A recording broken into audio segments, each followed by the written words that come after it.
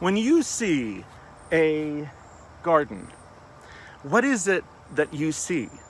Depending on the scale of your gaze, you can see a number of different things. So one thing that we can see is a garden as a space for biology to happen.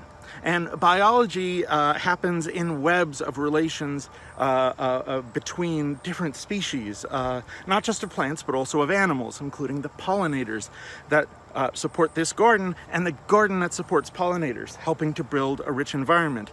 Zoom up a little bit from that level and you will see people doing work, individual people. Bring those people together and you see a coordinated effort, a community.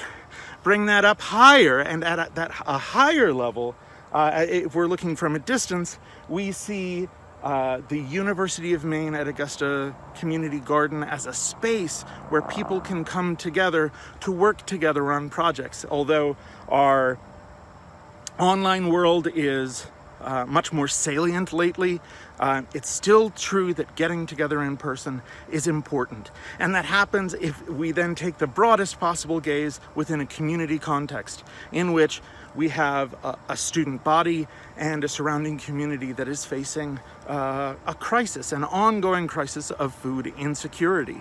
So thinking about all of those different levels of what a community garden can do, it can make a more robust biology. It can embed a university in its ecological environment. It can bring people together who are individually working on projects to build something bigger than themselves. And we can think about the challenges that our community faces and how we can work together to solve them. If you're interested in what that community garden work it does, then I encourage you to do one of two things. Come to our community garden. UMA Augusta Community Garden meets every Wednesday at noon, and we do some community gardening work. We get our hands dirty.